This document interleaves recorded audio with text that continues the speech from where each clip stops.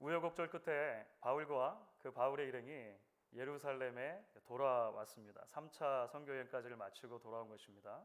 쉬운 길이 아니었습니다. 그리고 앞으로도 물론 쉽지 않은 길이 펼쳐지게 될 것입니다. 하지만 바울은 예루살렘으로 와야만 했고 그것이 하나님의 뜻이었다라고 하는 것을 우리가 이전 말씀을 통해서 함께 살펴보았습니다. 오늘 우리가 함께 읽은 이제 사도행전 21장 말씀은 사도 바울 일행이 그렇게 예루살렘으로 와서 경험했던 두 가지 사건을 우리에게 전해주고 있습니다. 첫 번째 사건은 뭐였냐면 바울이 예루살렘 교회의 리더들을 만나는 것입니다. 그러니까 야고보를 비롯해서 예루살렘 교회 리더들을 만나는 장면입니다.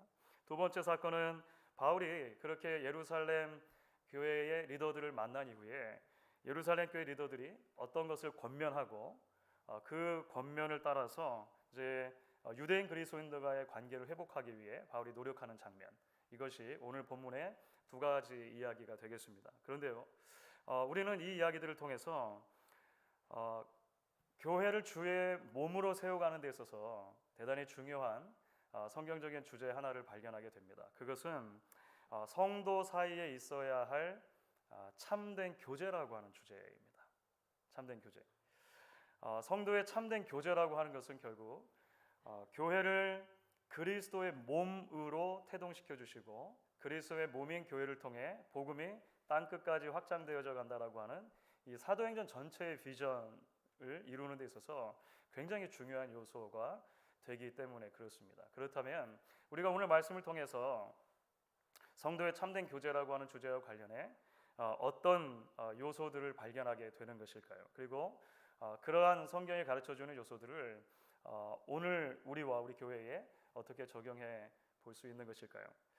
첫 번째로 우리는 오늘 말씀을 통해서 하나님이 행하신 일을 함께 나누는 것이 성도의 참된 교제에 있어서 얼마나 중요한 것인가라고 하는 것을 보게 됩니다.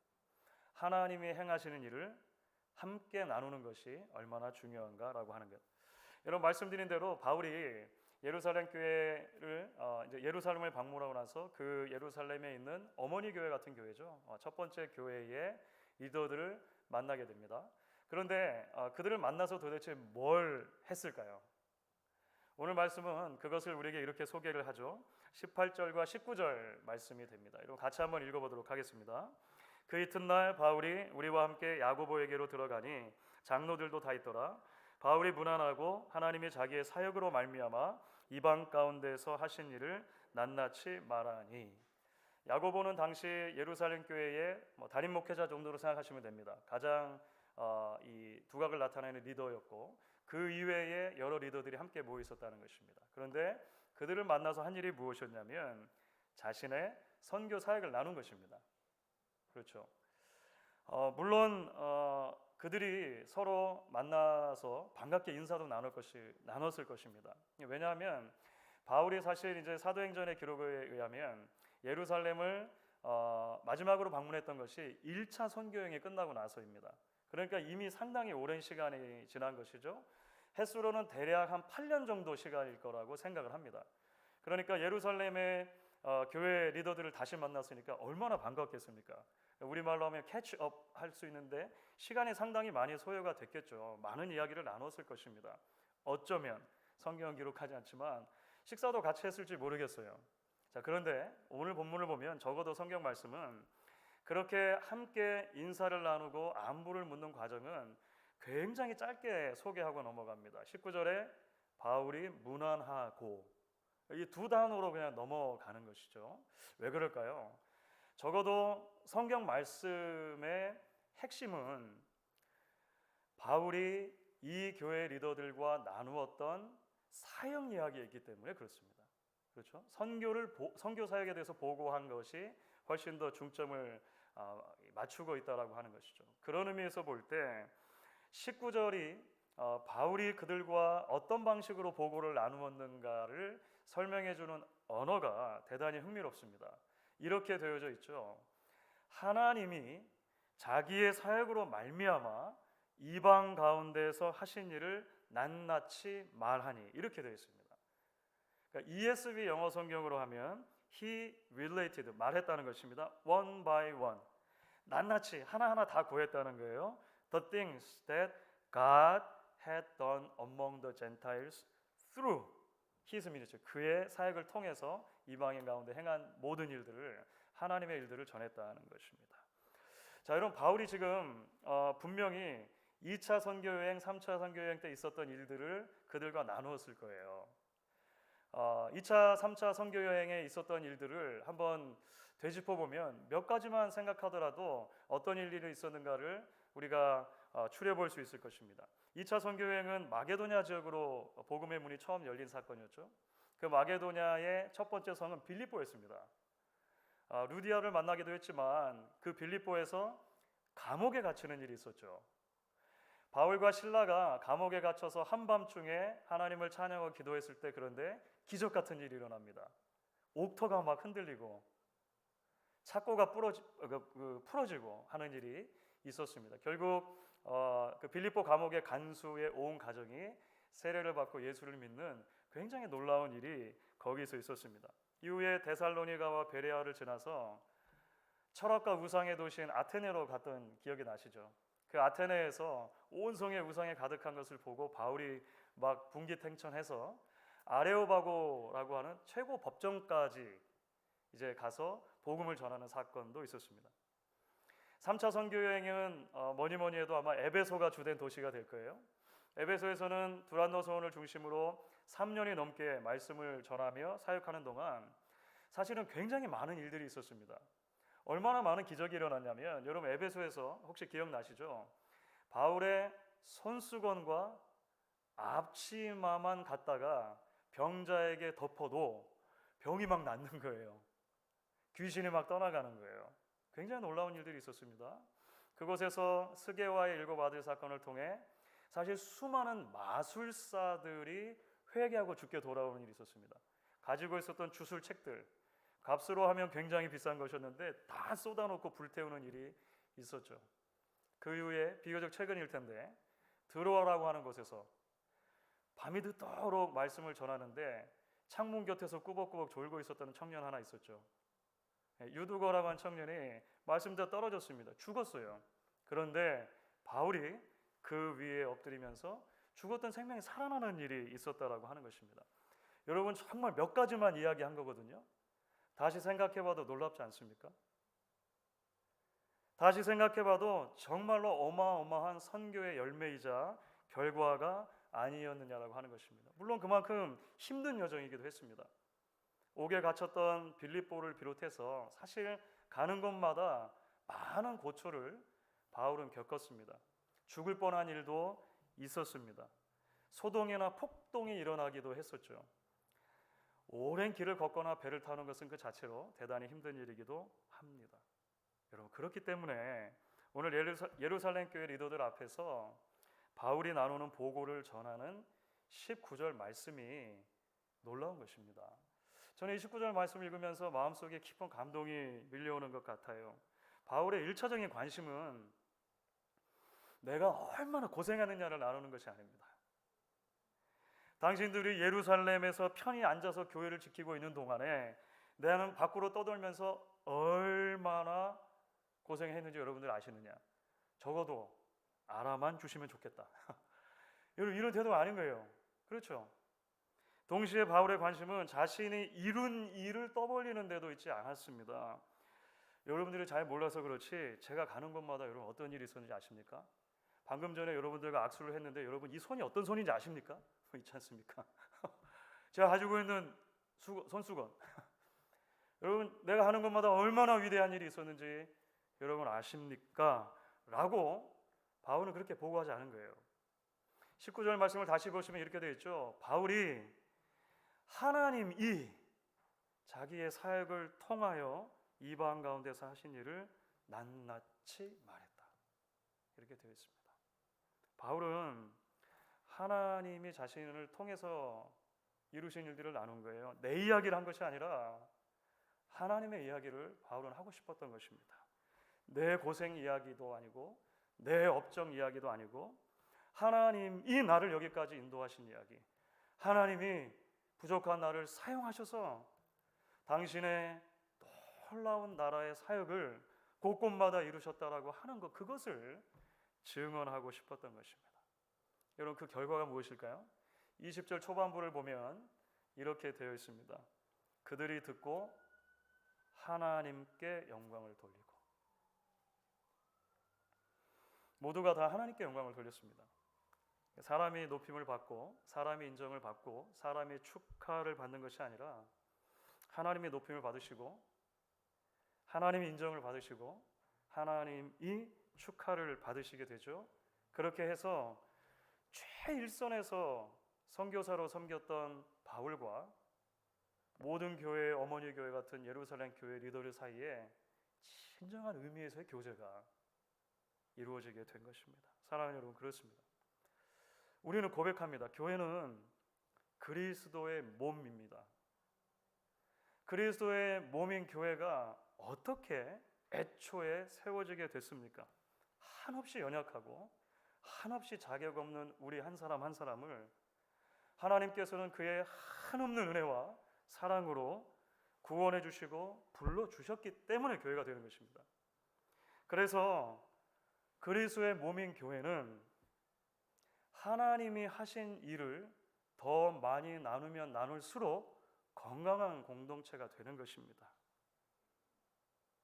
하나님이 작고 작은 나를 그 능력의 장중에 붙드시고 사용하셔서 어떤 일을 이루어 오셨고 이루실 것인가를 신뢰할 때, 경험할 때, 그것을 함께 간증하며 나눌 때 하나님께 영광을 올리는 공동체로 설 수 있다라고 저는 믿습니다. 우리는 성도의 교제하면 떠오르는 이미지들이 있습니다. 여러분은 성도의 교제하면 가장 먼저 떠오르는 이미지들이 어떤 이미지들이십니까? 예배는 따로 드리고 예배 다 마치고 나서 함께 친교하는 시간, 그것만이 혹시 성도의 교제라고 생각하지 않으신지 모르겠어요. 어쩌면 우리 목장 모임이 떠오르실 수도 있겠죠. 신방이나 야외 예배가 떠오르실 수도 있을 것입니다. 여러분, 모두 다 중요하죠. 모두 다 중요합니다. 성도 사이에 교제를 나누는 너무나 귀한 방편들이 됩니다. 그런데 여러분, 안타깝게도 많은 경우에 있어서 성도들이 소위 교제를 위해서 모이는 그 자리가 하나님께 영광을 돌리기보다 하나님의 영광을 가리는 자리가 되는 것도 우리는 보곤 합니다. 나를 높이고 나를 자랑하는 자리가 되곤 합니다. 누군가를 향한 험담과 가십의 자리가 되곤 합니다. 교회를 향한 불평과 불만의 자리가 되기도 합니다. 주 안에서 사랑하는 여러분, 우리가 그런 모든 시간들을 통해 더욱 힘쓰면 좋겠습니다. 노력하면 좋겠습니다. 우리 삶의 주인이신 하나님 이야기를 조금 더 나누는 것입니다. 가정에서, 일터에서, 학교에서, 여행길에서, 우리 친구들 사이에서 우리가 경험했던 하나님, 우리를 통해서 우리가 연약하고 한계가 많은 게 분명하지만 이만큼을 역사하시고 인도하셨던 그 하나님을 더 많이 높여 드리는 것입니다. 우리 교회가 그런 하나님이 하신 일에 대한 나눔과 고백으로 가득 찬 그런 성도의 참된 교제가 회복되고 계속해서 확장되어가는 주의 몸된 교회 되기를 주의 이름으로 축복합니다. 여러분, 이제 두 번째로 오늘 말씀을 통해 우리는요, 복음 안에서 겸손한 삶이 성도의 참된 교제에 있어서 얼마나 중요한 것인가 하는 것도 보게 됩니다. 복음 안에서 겸손한 삶의 중요성입니다. 여러분, 말씀드린 대로 바울이 선교 보고를 했잖아요. 하나님이 행하신 일을 같이 나누었습니다. 그리고 모든 예루살렘 교회 리더들이 함께 하나님께 영광을 돌렸어요. 그런데 오늘 이어지는 말씀을 보시면 이 모든 일이 있고 나서 예루살렘 교회 리더들이 바울에게 굉장히 이상한 제안을 하는 것을 보게 됩니다. 여러분, 사실 오늘 말씀 읽으시면서 조금 어렵다고 생각하시는 부분이 있으실 텐데요. 이런 대목들이죠. 23절, 24절 여러분 같이 한번 읽어보도록 하겠습니다. 우리가 말하는 이대로 하라. 서원한 네 사람이 우리에게 있으니 그들을 데리고 함께 결례를 행하고 그들을 위하여 비용을 내어 머리를 깎게 하라. 그러면 모든 사람이 그대에 대하여 들은 것이 사실이 아니고 그대도 율법을 지켜 행하는 줄로 알 것이라. 갑자기 예루살렘 교회 리더들이 다 하나님께 영광을 돌린 다음에 무슨 결례를 행하고, 이게 결례라고 하는 것은 신례가 아니고요, 그 유대인의 그 의식을 말하는 거예요. 의식을 행하고 형제들이 머리 깎을 비용을 대라, 이발비를 대라. 갑자기 이게 무슨 컨텍스냐고 하는 것이죠. 아마도 여기서 이제 서원한 네 사람을 이야기하죠. 이 서원한 네 사람은 예루살렘 교회에 있는 유대인들, 그리스도인들 가운데, 그러니까 유대인으로 예수를 믿은 사람들 가운데 구약의 율법을 따라서 나시린의 서원을 한 사람들인 것 같아요. 나시린의 서원. 우리 수요 성경 공부 때 몇 번 나시린 언급을 해드렸는데요. 민수기 6장에 이제 나시린의 규례가 나옵니다. 이것은 하나님 앞에 나를 드리겠다라고 결단하는 것인데, 구약의 사무엘이나 삼손처럼 평생을 나시린으로 드릴 수도 있고 특정한 일정 기간만을 나시린으로 드릴 수도 있습니다. 그러니까 나시린으로 나를 헌신해서 구별해서 드리면 이제 세 가지는 꼭 지켜야 되는 거예요. 포도주와 독주를 마시지 말 것, 시체에 가까이 하지 말 것, 머리를 깎지 말 것. 삼손 긴 머리 이런 생각나시죠? 그 나시린과 관련이 된 것입니다. 예루살렘 교회 안에 어떤 4명의 유대인 그리스도인들이 일정 기간 동안 이 나시린의 규례를 자신들이 지키겠다라고 생각했던 것 같아요. 자, 그런 경우에는 그 일정 기간이 끝나면 일주일 동안 정결하게 하는 예식을 행해야 합니다. 그러면 이제 무슨 제사도 드리고 막 이렇게 하는 거예요. 그리고 마지막 날 그동안 깎지 않았던 머리를 깎습니다. 완전히 머리를 다 밀어서 하나님 앞에 드리는 의식이 율법을 따라 있었다라고 하는 거예요. 자, 지금 예루살렘 교회 리더들이 바울에게 지금 부탁하고 있는 것이 뭐냐면, 제안하고 있는 것이 뭐냐면, 이런 형제 4명을 데리고 함께 율례를 행하라는 거예요. 그런 정결 의식을 행하라. 그리고 이 형제들이 의식을 행하기 위해서 머리를 깎는 비용, 이 머리 깎는 비용이 뭔지 아시겠죠? 그것을 지불하라, 이렇게 말한 것입니다. 여러분, 생각해야 할수록 좀 뜬금없지 않습니까? 제가 설명을 다 드려도 좀 이해가 어려우시죠? 왜 도대체 이런 말을 하냐는 것입니다. 기껏 이방인들 사이에서 하나님께서 얼마나 놀라운 일을 이루셨는가 들었고 함께 하나님께 영광을 돌리고 했는데, 왜 바울에게 갑자기 구약 율법의 규례를 지키라고 말하고, 그들이 구약 율법의 규례를 지키기 위해 비용이 들어가는데 그 비용까지 아예 바울에게 감당하라고 하는 것이냐는 것이죠. 자, 여러분, 이 제안의 의미를 이해할 수 있는 열쇠가 사실 이제 20절과 21절에 있어요. 이 열쇠가 있어도 조금 어렵긴 합니다. 그래도 읽어는 보겠습니다. 20절과 21절인데요. 여러분 같이 한번 읽어보겠습니다. 그들이 듣고 하나님께 영광을 돌리고 바울더러 이르되, 형제여, 그대도 보는 바에 유대인 중에 믿는 자 수만 명이 있으니 다 율법의 열성을 가진 자라. 내가 이방인 있는 모든 유대인들을 가르치되 모세를 배반하고 아들들에게 할례를 행하지 말고 또 관습을 지키지 말라 함을 그들이 들었도다. 이게 이런 내용인 것입니다. 예루살렘에는 사실 유대인들 숫자가 훨씬 많았습니다. 물론 이방인들도 있지만 유대인들 숫자가 훨씬 많았어요. 오순절 사건을 통해서 교회가 태동되었을 때 초기 그리스도인들은 거의 대부분이 유대인이었다가 그리스도인들이 된 사람들입니다. 그래서 지금 그 리더들은 말하는 거예요. 그런 사람의 숫자가 수만 명이나 됐나요? 수만 명. 유대인이었다가 그리스도인 된 사람들. 그런데 그들 중에 상당수는 유대교의 율법을 아직도 굉장히 중요하게 생각하는 사람들이 있었다라고 하는 것입니다. 예수를 믿긴 했지만 율법에서 완전히 자유롭지는 않은 사람들인 거죠. 어떻게 보면 이것이 당연한 것이라고 볼 수 있습니다. 왜냐하면 유대인들에게 있어서 율법과 구약의 전통이라고 하는 것은 단순하게 율법의 의미를 넘어서서 나를 나되게 하는 문화와도 관계가 되기 때문에 그렇습니다. 이것은 이제 단순간에 쉽게 버릴 수 있는 것은 아니죠. 정확하진 않지만 이렇게 빗댈 수는 있습니다. 여러분, 미국에 이민자로 뿌리내리고 살아가시면서 수십 년을 사셔도 사실은 한국적인 문화를 그대로 간직하고 계실 거예요. 우리 성도님 중에 제가 지금까지 한 번도 신방을 했을 때 집에 들어가면서 신발 신고 들어가시는 성도님들을 못 본 것 같아요. 미국에 30년을 살아도 50년을 살아도 우리는 집에 들어가면 신발 벗어야 되잖아요. 이게 우리 문화인 것입니다. 미국에서 자녀를 낳고 2대, 3대를 사셔도 자녀들에게 식탁에서 어른이 먼저 밥숟갈 들기 전에는 밥숟갈 드는 거 아니야. 아마 다 그렇게 가르치실 거예요. 그렇죠. 며칠 여행을 다니면서 기름진 음식을 좀 많이 드시게 되면 언제나 김치찌개, 된장찌개가 생각이 나죠. 예. 여러분 그래서 크루즈 여행을 가셔도 고추장 챙겨 가시는 분들도 있고 그런 얘기도 들은 것 같아요. 저도 지난 월요일부터 수요일까지 이제 포럼에 참석하고 거의 이제 외국 음식을 먹었는데 예전에는 사실 안 그랬던 것 같은데 더 그런 것 같습니다. 밤 12시에 돌아와도 라면이라도 먹어야 편하게 잠을 잘 수 있는 그런 것이죠. 여러분 예루살렘에 있었던 수만 명의 유대인 그리스도인들도 사실 비슷한 거예요. 비슷한 것입니다. 예수는 믿었지만 유대교의 문화와 전통이 삶의 일부로 여전히 자리 잡고 있는 게 중요한 거예요. 자, 그런데 그들에게 소문이 들렸다는 것입니다.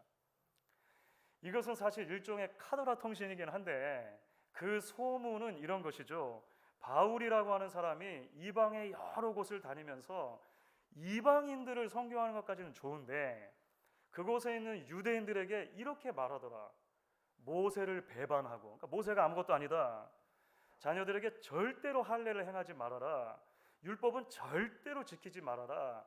이렇게 말하고 다닌다라고 했다는 거예요. 자, 여러분 제가 왜 이것을 카더라 통신이라고 말하냐면 바울은 사실은 그렇게 말하지는 않았습니다.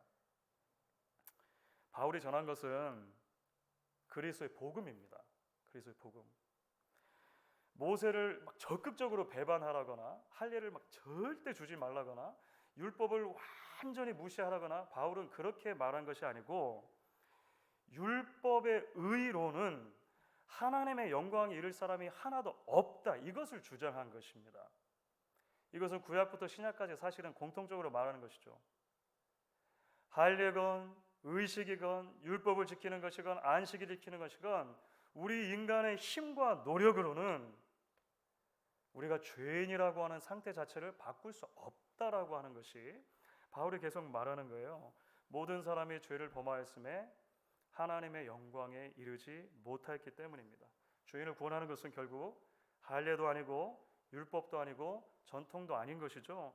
오직 하나님께서 자신의 아들을 주시기까지 죄인을 사랑하신 그 사랑, 그 은혜가 죄인을 구원하는 것입니다. 바울은 계속 이 복음을 선포한 거예요.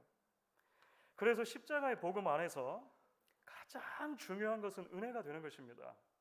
이 은혜가 가장 절대적인 위치를 차지하게 되는 거예요. 그러다 보니까 다른 모든 것들은 상대적으로 이제 이해가 되는 것입니다. 할례를 하는 것도 하지 않는 것도 모두 다 2차적인 게 된 거예요. 어떤 음식을 먹느냐 먹지 않느냐 하는 것도 2차적인 것이 된 것입니다. 기도와 구제와 금식을 철저히 하느냐 안 하느냐 이것도 다 2차적인 것이 됩니다. 중요한 것은 말씀드린 것처럼 복음이라고 하는 것이죠. 유대인이든 헬라인이든 십자가로만 우리가 하나님 앞에 설 수 있다 라고 하는 것을 전한 것이죠. 그래서 유대인이나 헬라인이나 예수 안에서 하나가 되고 한 몸이 되었다라고 하는 것을 바울은 계속해서 이야기한 것입니다. 바울은 이제 이런 복음을 전했고 유대인들은 그것을 오해한 것입니다. 자, 여러분 그래서 오늘 말씀을 보시면 바울이 어떻게 하죠? 바울이 이런 제안을 받았다는 것입니다. 이런 컨텍스트 안에서 그런 제안을 받았을 때 바울이 어떻게 합니까? 놀랍습니다. 사실 바울은 예루살렘 리더들이 제안한 그대로 행합니다. 나시린의 서원을 한 사람들을 데리고 가서 같이 정결 규례를 행해요. 성전에 가서 행합니다. 만기 됐습니다. 보고했다고 돼 있잖아요. 그리고 이발 비용을 지불합니다. 여러분 생각할수록 놀랍지 않습니까? 바울이 예루살렘 교회 리더들이 이렇게 말하지 않아요. 아니 내가 선교여행을 하면서 얼마나 뼈빠지게 고생해서 복음을 전했는데 예루살렘에 있는 형제들이 나를 오해해도 이렇게 오해할 수 있습니까? 그런데 시간을 많이 투자하지 않습니다. 야고보가 이제 담임 목사님이시니까 예루살렘 교회 아니 야고보 어르신 복음 안에서 그런 것이 아무것도 중요하지 않다는 것을 당신이 더 잘 알지 않습니까? 예루살렘 교인들을 그렇게 복음 안에서 철저하게 교육시키는 것은 당신 책임이지 왜 나한테 이런 것을 행하라고 하십니까? 하지 않아요. 그런데 에너지를 쏟지 않습니다. 바울은 말없이 그들의 제안을 따릅니다. 하지 않아도 되는 일이 맞아요. 복음의 시선으로 보면 그렇게 중요한 게 아니기 때문에 그렇습니다. 그런데 그래서 하는 것입니다. 그래서 왜 그럴까요? 그렇게 해야 교제가 유지되기 때문입니다. 그렇게 해야 하나님의 영광을 받으시기 때문에 그래요. 그렇게 해야 나의 페이스가 아니라 나의 기준에 사람들을 끼워 맞추는 것이 아니라 복음 안에 그리스도의 몸을 이루는 다양한 사람들을 마음에 품을 수 있기 때문에 그런 것입니다. 여러분, 그것은 사실은 바울의 사역 전체를 통해서 보여주는 일관된 모습인데 아마 이런 바울의 사역의 원리가 가장 잘 요약돼서 드러난 부분이 고린도전서 9장이라고 생각합니다. 고린도전서 9장 20절부터 23절 말씀을 읽어볼 텐데 여러분, 제가 세번역이라고 하는 성경을 한번 읽어볼게요. 고린도전서 9장 20절부터 23절입니다. 유대 사람들에게는 유대 사람을 얻으려고 유대 사람 같이 되었습니다. 율법 아래에 있는 사람들에게는 내가 율법 아래에 있지 않으면서도 율법 아래에 있는 사람을 얻으려고 율법 아래에 있는 사람 같이 되었습니다. 율법이 없는 사람들에게는 내가 하나님의 율법이 없이 사는 사람이 아니라 그리스도의 율법 안에서 사는 사람이지만 율법 없이 사는 사람들을 얻으려고 율법 없이 사는 사람 같이 되었습니다. 믿음이 약한 사람들에게는 약한 사람들을 얻으려고 약한 사람이 되었습니다. 나는 모든 종류의 사람에게 모든 것이 다 되었습니다. 그것은 내가 어떻게 해서든지 그들 가운데서 몇 사람이라도 구원하려는 것입니다. 나는 복음을 위하여 이 일을 하고 있습니다. 그것은 내가 복음의 복에 동참하기 위함입니다.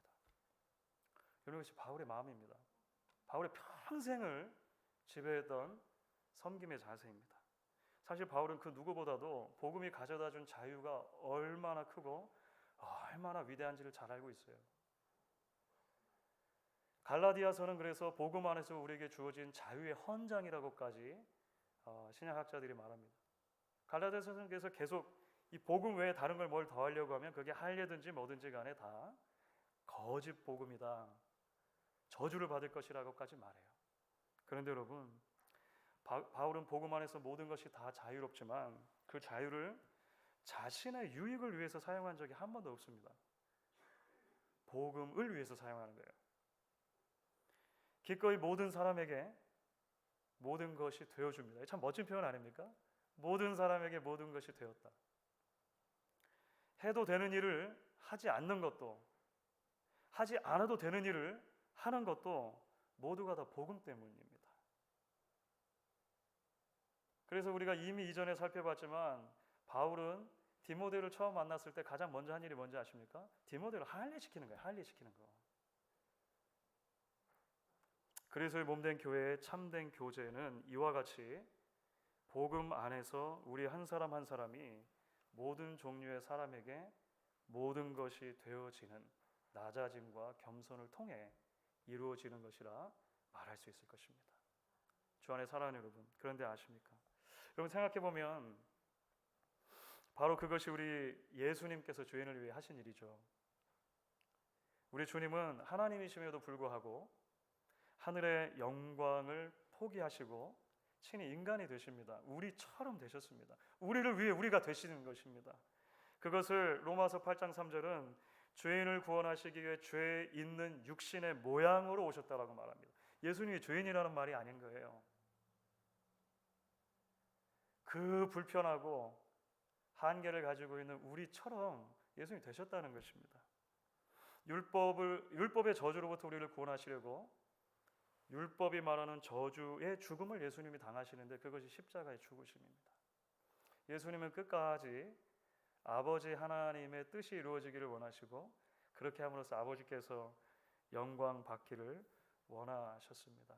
주 안에 사랑하는 성도 여러분, 오늘 말씀은 그래서 우리를 그런 자리로 초대한다고 저는 그렇게 믿습니다.